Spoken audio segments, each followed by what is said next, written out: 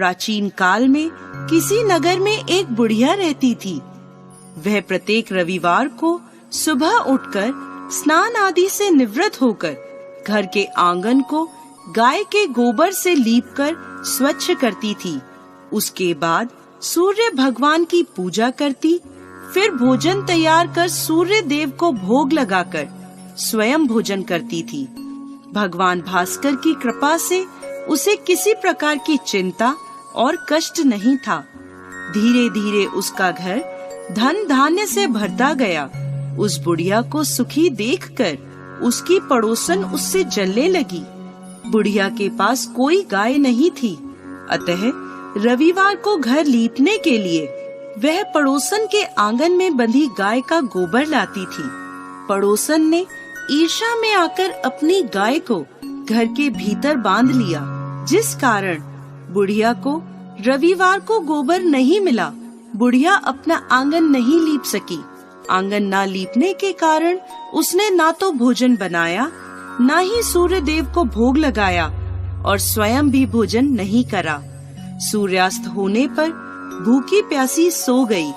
इस प्रकार उसने निराहार व्रत करा।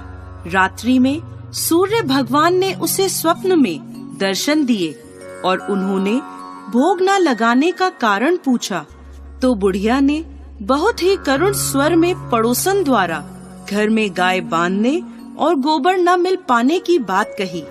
सूर्य देव ने अपने भक्त की परेशानी का कारण जानकर उसकी परेशानी दूर करते हुए कहा, माता, मैं आपकी भक्ति से प्रसन्न हूँ। मेरा व्रत करने और कथा सुनने से निर्धन को धन और बांझ स्त्रियों को पुत्र की प्राप्ति होती है। इसलिए मैं आपको एक ऐसी गाय देता हूँ जो सभी इच्छाएं पूर्ण करती है। स्वप्न में बुढ़िया को ऐसा वरदान देकर भगवान सूर्य अंतर ध्यान हो गए। प्रातः काल सूर्योदय से पूर्व उस बुढ़िया की आँख खुली तो अपने घर के आंगन में एक सुंदर गाय को देखकर वह हैरान हो गई। पड़ोसन ने उस बुढ़िया के आंगन में सुंदर गाय को देखा तो वह उससे और अधिक जलने लगी। जैसे ही गाय ने सोने का गोबर किया, पड़ोसन की आंखें फट गईं। पड़ोसन ने उस बुढ़िया को आसपास न पाकर तुरंत उस गोबर को उठाया और अपने घर ले गई तथा अपनी गाय का गोबर वहां रख आई। बुढ़िया को सोने के गोबर के बारे में पता ही नहीं चला और बुढ़िया पहले की तरह भगवान सूर्य देव का व्रत करती रही और कथा सुनती रही।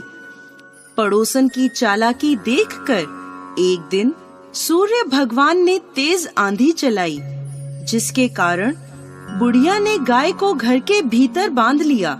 सुबह उठकर बुढ़िया ने गाय का गोबर देखा तो उसे बहुत आश्चर्य हुआ। उस दिन के बाद बुढ़िया गाय को घर के भीतर बांधने लगी।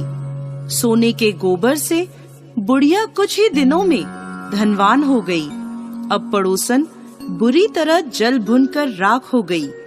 जब उसे सोने का गोबर पाने का कोई उपाय नहीं सूझा तो वह राजा के दरबार में पहुंची और राजा को सारी बात बताई। राजा ने अपने सैनिक भेजकर बुढ़िया की गाय लाने का आदेश दिया। सैनिक बुढ़िया के घर पहुँचे। उस समय बुढ़िया सूर्य भगवान को भोग लगाकर स्वयं भोजन ग्रहण करने वाली थी। राजा के सैनिकों ने गाय को खोला और अपने साथ महल की ओर ले चले। बुढ़िया ने सैनिकों से गाय न ले जाने की प्रार्थना की। बहुत रोई चिल्लाई, लेकिन राजा के सैनिक नहीं माने। गाय के चले जाने से बुढ़िया को बहुत दुख हुआ। उस दिन उसने कुछ नहीं खाया और सूर्य भगवान से गाय को पुनः प्राप्त करने की प्रार्थना करने लगी। दूसरी ओर राजा गाय को देखकर बहुत खुश हुआ और सैनिकों से बोला, इस सोने का गोबर करने वाली गाय को गौशाला की जगह मेरे कक्ष में बांधा जाए। सुबह जैसे ही राजा उठा, सारा महल गोबर और बदबू से भरा देखकर राजा घबरा गया। उसने सैनिकों से गंदगी साफ करने को कहा परंतु गोबर साफ ही नहीं हो रहा था। जितना साफ करते वह उतना ही फैल जाता।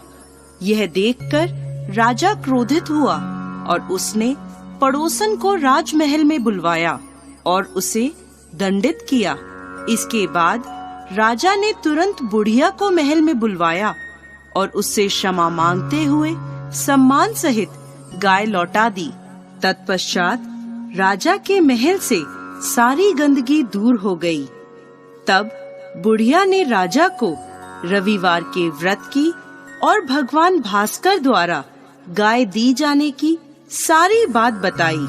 राजा ने अपने राज्य में घोषणा कराई कि सभी स्त्री पुरुष रविवार का व्रत किया करें।